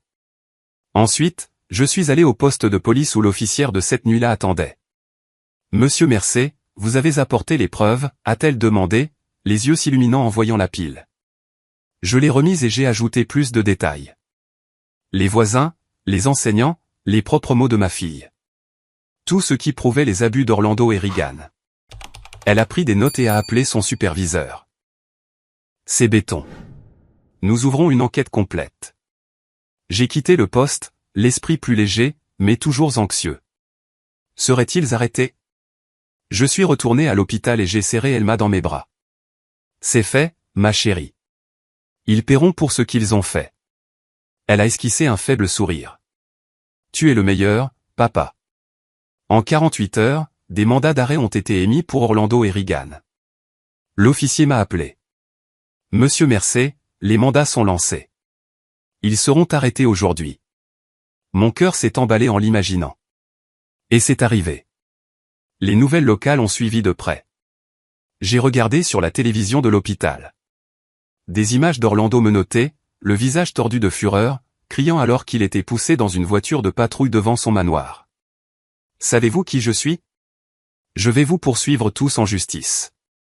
Les journalistes ont afflué, les appareils photo crépitants. Regan a été arrêtée peu de temps après, pâle, sanglotante. Ce n'était pas moi. Il la disciplinait juste. Mais les officiers l'ont poussée dans la voiture sans sympathie. L'histoire s'est répandue comme une traînée de poudre. Le riche homme d'affaires Orlando Langston arrêté pour maltraitance d'enfants. La victime est la fille de sa femme. Tous deux ont été placés en garde à vue en attendant leur procès. J'ai tenu Elma alors que nous regardions les nouvelles. Elle tremblait légèrement. Ils sont attrapés, ma chérie, a-t-elle murmuré. Ils ne peuvent plus me faire de mal. L'affaire a rapidement attiré l'attention nationale, de Flagstaff à l'Arizona, puis à l'échelle nationale. CNN et Fox News ont diffusé des reportages. Fillette de 10 ans maltraitée dans un foyer aisé. Le père biologique conduit de Denver pour la secourir. Les médias sociaux ont explosé. Twitter, Facebook avec le hashtag Justice pour Elma. Comment peut-on battre un enfant comme ça? Riche et pourtant diabolique. Sa propre mère regardait sans rien faire. Dégoûtant. Des milliers de commentaires, de partages, d'appels à la justice.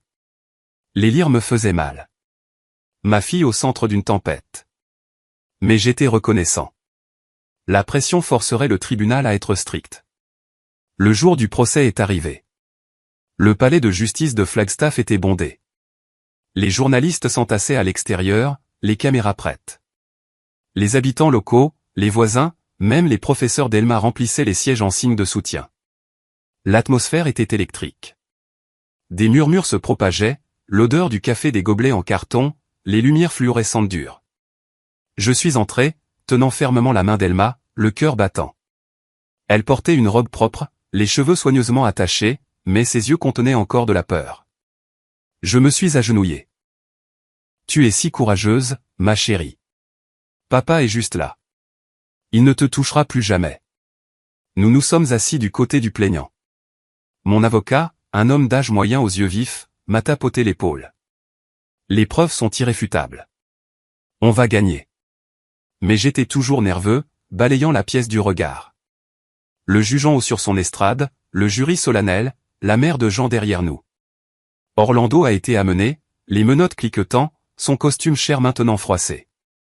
Son visage était mal rasé et furieux, mais ses yeux trahissaient la panique quand il a vu le mur de caméra pointé sur lui. Les flashs ont crépité. Il a baissé la tête et a marmonné des jurons. Il a l'air pathétique, ai-je pensé, mais je n'ai ressenti aucune pitié. Il méritait tout ça. Regan est entré ensuite, sans menottes mais sous surveillance, le visage pâle, les yeux cernés de noir. L'arrogance avait disparu. Pas de rouge à lèvres, pas de robe de créateur, seulement la panique alors qu'elle réalisait que le jugement approchait. Elle a jeté un coup d'œil à Elma, les lèvres bougeant comme pour parler, puis s'est détournée. Mon cœur s'est serré. C'était autrefois ma femme, la mère de mon enfant, maintenant une complice. Le juge, une femme plus âgée à la voix sévère, a frappé avec son marteau. La cour est en session. Le ministère public peut commencer. Le procureur a présenté les preuves. Photos des blessures, rapports médicaux, déclarations des témoins. Les voisins ont pris la barre. J'entendais la ceinture la nuit, l'enfant pleurait. Les professeurs. Elma était terrifiée en classe. Des bleus constants. La défense d'Orlando et Regan a essayé de déformer les faits. Juste une discipline stricte, pas de la maltraitance. Monsieur Langston était en état d'ébriété et a perdu le contrôle. Mais le procureur a rétorqué. Ivre ou pas, il n'y a aucune excuse pour battre un enfant et pour des abus sexuels. La salle d'audience a halté. Lorsque le juge a appelé au témoignage de la victime, Elma s'est courageusement levée. Mon cœur battait la chamade. J'ai serré sa main. Tu peux le faire, ma chérie. Sa voix tremblait, mais chaque mot était clair. Elle a tout raconté. Monsieur Orlando m'a frappé avec la ceinture parce que j'ai appelé mon papa. La nuit, il me touchait à des endroits où il ne devait pas. Maman m'a dit de me taire, que c'était de l'amour. La pièce est tombée dans un silence de mort. Beaucoup de gens ont pleuré ouvertement. Un voisin a essuyé des larmes. Un journaliste griffonnait furieusement. Quand Elma a fini, elle s'est assise et m'a serré dans ses bras. Je lui ai embrassé le front. Je suis si fier de toi, ma courageuse fille. Les preuves matérielles, les témoignages, les photographies et les témoins ont fait s'effondrer tous les mensonges de la défense. Leurs avocats ont essayé. L'enfant invente. Le juge a secoué la tête. Les preuves sont accablantes.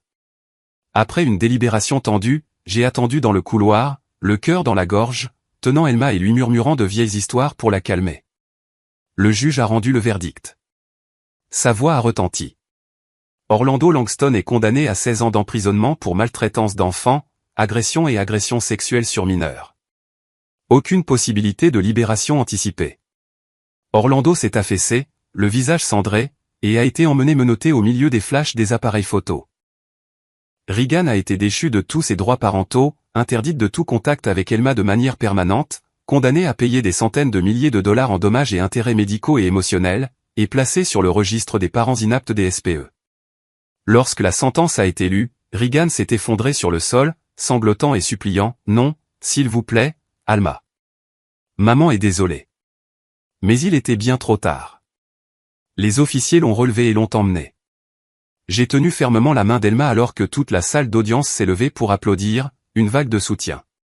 Elma a appuyé sa tête sur mon épaule. Pour la première fois depuis des années, ses yeux ne contenaient aucune peur, seulement de la sécurité. Nous sommes sortis du palais de justice dans la douce lumière de l'après-midi de l'Arizona. J'ai soulevé Elma dans mes bras, la serrant fort pour compenser toute la douleur qu'elle avait endurée, les années d'enfer, les ébrures, les cauchemars. Elle a esquissé un faible sourire, ses petits bras autour de mon cou. « Papa, merci de m'avoir sauvé.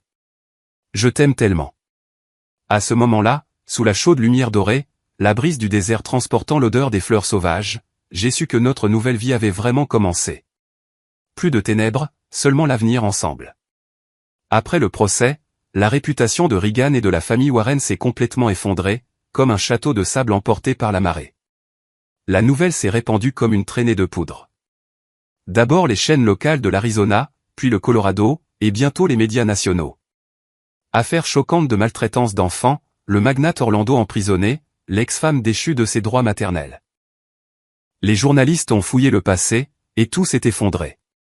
Quinton et Bianca Warren, les parents de Regan, ont été exposés pour avoir couvert l'adultère de leur fille et abandonné leur gendre aux funérailles de ses parents des années auparavant. Les gros titres ont revisité l'histoire. La famille Warren était au courant de l'infidélité de sa fille, mais est restée silencieuse, a même chassé le gendre en deuil lorsqu'il a demandé de l'aide. Le public était furieux.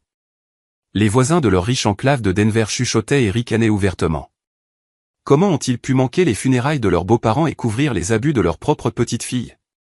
Quinton, propriétaire d'une agence immobilière, a perdu des contrats importants. Les clients ont boycotté. Nous ne faisons pas affaire avec des gens sans cœur. Bianca, une femme au foyer de la haute société, a été rejetée par ses amis. Les thés de l'après-midi sont devenus vides, les téléphones sont restés silencieux. Ils se sont retirés du monde. Portes verrouillées, rideaux tirés toute la journée, ne s'aventurant dehors que pour les courses, avec chapeau et lunettes de soleil. J'ai appris cela par les nouvelles. Mon cœur était partagé. Colère pour la façon dont ils m'avaient autrefois méprisé, mais aussi pitié. Ils l'ont bien cherché, ai-je pensé. Pourtant, je n'ai ressenti aucune satisfaction. La vie m'avait appris que le karma arrive tard, mais en totalité. Le sort de Regan était encore plus pitoyable. Elle a été licenciée de son emploi dans la publicité la première semaine après le procès. Image personnelle nuisant à la marque. Toutes les autres entreprises ont rejeté ses candidatures. Le scandale s'était répandu partout. Les entretiens étaient annulés à la dernière minute. Nous n'embauchons pas de complice de maltraitance d'enfants, lui a dit un recruteur sans embâche. Elle a dérivé dans la vie dans un motel bon marché, ostracisée par la société. Les anciens amis se sont détournés. Les voisins bavardaient. Même le supermarché local lui lançait des regards méprisants. Mon avocat m'a dit qu'elle avait essayé de faire appel, mais avait échoué. L'indemnisation qu'elle devait à Elma l'a mise en faillite. Elle est comme un fantôme maintenant, a-t-il dit. Je ne l'ai pas contactée, mais je me demandais avec un mélange d'appréhension et de curiosité. Le regrette-t-elle maintenant? Sa vie, autrefois luxueuse aux côtés d'Orlando, était tombée au plus bas. Preuve du châtiment. Pourtant, je n'ai ressenti aucune joie, seulement une concentration sur Elma et notre avenir. Pendant ce temps, j'ai ramené Elma à la maison à Denver. Pendant le long vol, elle a dormi sur mon épaule, s'agrippant à ma chemise. Quand nous sommes arrivés, la maison spacieuse que j'avais achetée après être devenue riche semblait plus chaleureuse que jamais. J'avais décoré sa chambre dans son rose préféré, avec des jouets, des livres, tout était neuf. « C'est notre maison, papa ?» a-t-elle demandé, les yeux grands ouverts. « Oui, ma chérie. C'est notre maison pour toujours. » Mais je savais que les blessures psychologiques étaient profondes. Elle tressaillait au bruit fort, craignait l'obscurité, pleurait la nuit. Je l'ai emmenée chez une thérapeute spécialisée dans les traumatismes infantiles dès la première semaine, une femme douce dans un centre de Denver. Elma aura besoin de temps, monsieur Mercé, mais elle s'en sortira, a-t-elle dit après la première séance. Nous y allions 2 fois par semaine, dessinant, racontant des histoires pour libérer la peur. Jour après jour, sa santé et son moral se sont améliorés. De recroquevillée de terreur, elle a recommencé à rire, à courir dans le jardin, à raconter des histoires d'école. « Papa, aujourd'hui, je t'ai dessiné en train de me sauver. » Elle m'a fièrement montré un dessin coloré. Je l'ai serré dans mes bras, les larmes coulant, ma courageuse fille. Pendant la thérapie, j'attendais dehors, le cœur battant la chamade alors qu'elle racontait les horreurs. Pourtant, c'est ainsi qu'elle guérissait. Je n'ai plus peur parce que papa me protège, a-t-elle dit après quelques mois. Mon cœur s'est réchauffé. Ma vie existait maintenant pour elle. La vie de père et fille est devenue plus chaleureuse que jamais. Les petits déjeuners remplis de rire. Je faisais des crêpes en forme de smiley. Elle m'a versé du sirop et riait. Papa, tes crêpes ont l'air drôles. Les soirs, nous nous lisions des histoires. Je lisais Harry Potter pendant qu'elle s'appuyait contre ma poitrine, les yeux brillants. Pour la première fois depuis des années, ma vie, autrefois noyée dans les ténèbres, s'est de nouveau illuminée grâce au sourire d'Elma. Nous allions dans les parcs, faisions du vélo, cuisinions ensemble. De petites choses mais pleines de sens. Les nuits où elle dormait paisiblement, je m'asseyais près de son lit, lui caressant les cheveux, murmurant « Je t'aime plus que tout ». L'anxiété précoce, les cauchemars, le retour de Regan se sont progressivement estompés. Ma richesse subvenait maintenant à ses besoins. Bonnes écoles, cours d'art, voyages d'été. Ma vie me semblait complète, à l'exception du manque de mes parents. Mais Elma a comblé ce vide. Un après-midi froid et pluvieux à Denver, environ 1 an après le procès. La pluie tambourinait sur le toit, le vent sifflait dans les fissures pendant que je préparais le dîner, l'odeur de viande rôtie remplissant la maison, et Elma dessinait à table. On a frappé faiblement à la porte. Mon cœur a fait un bond. Qui cela pouvait-il être par ce temps? Des journalistes? J'ai essuyé mes mains, j'ai ouvert la porte et je me suis figé. Regan se tenait là, décharné, les joues creuses, trempées par la pluie, les cheveux emmêlés, les yeux sauvages et perdus. Elle était mince, portait un vieux manteau, toute trace de sa beauté et de sa fierté d'antan avait disparu. « Darwin, s'il te plaît, laisse-moi entrer. »« Je veux juste parler, » dit-elle, la voix et le corps tremblants. Je l'ai regardé longuement, la colère et la pitié se livrant bataille en moi, puis je me suis écarté. Elle est entrée, s'est effondrée sur le canapé et a sangloté dans ses mains. Elma l'a vue et a reculé de peur. J'ai serré ma fille dans mes bras. « Monte à l'étage, ma chérie. Papa va parler à maman. » Regan s'est effondré, les mots se déversant entre les sanglots.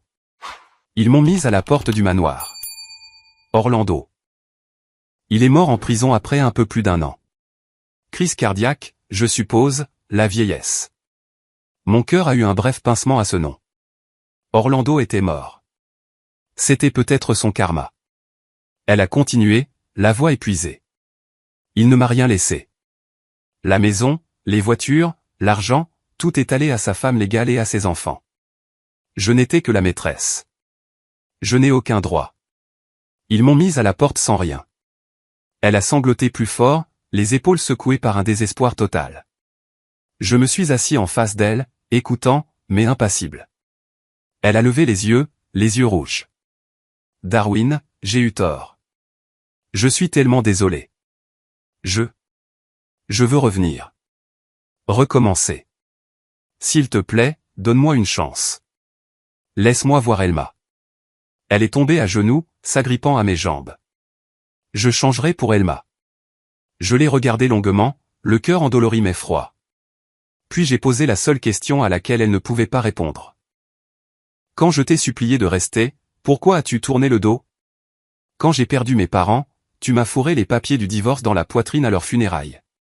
Et quand Elma t'a supplié de la sauver, pourquoi es-tu resté là à laisser Orlando la battre et la molester? Regan s'est immobilisée, la bouche s'ouvrant, mais aucun mot ne sortant. Elle s'est effondrée en sanglots plus bruyants, à genoux. Je sais que j'ai eu tort. S'il te plaît, pardonne-moi. J'ai simplement secoué la tête, je me suis levé et j'ai ouvert la porte. Va-t'en et ne reviens jamais. Tu as choisi ton chemin. Maintenant, vis avec les conséquences. Elle est sortie en rampant sous la pluie, trempée et brisée. J'ai fermé la porte, je me suis appuyé contre le mur et j'ai pleuré, non pas pour elle, mais pour avoir enfin fermé le chapitre le plus sombre de ma vie. Elma est descendue en courant et m'a serré dans ses bras. Maman est partie? Oui, ma chérie. C'est juste nous maintenant, et c'est suffisant. À partir de ce jour, père et fille ont vécu en paix et dans le bonheur. Elma a grandi entourée de mon amour et de ma protection. Excellente élève, cours de piano, beaucoup d'amis. Ses cicatrices psychologiques se sont estompées avec la thérapie et l'amour. J'ai travaillé moins et passé plus de temps avec elle. Des voyages de camping, lui apprenant de petits investissements. Ma fille doit être indépendante. Mes journées étaient remplies de soleil et de ses rires. Un bel après-midi, j'ai emmené Elma visiter les tombes de ses grands-parents, un cimetière paisible à la périphérie de Denver. Le vent murmurait dans les arbres. Elle a déposé des fleurs et a murmuré, « Grand-mère, grand-père, nous sommes venus vous voir. » Debout devant leur pierre tombale silencieuse, repensant au voyage de perte et de résilience que nous avions survécu, j'ai réalisé une vérité profonde. La trahison et la souffrance ne définissent pas une personne. Ce qui nous définit, c'est la façon dont nous nous relevons des ruines et continuons à marcher. De la perte de mes parents, de ma femme, de mon enfant, de mon travail, j'étais rené en tant que multimillionnaire et j'avais sauvé ma fille de l'enfer.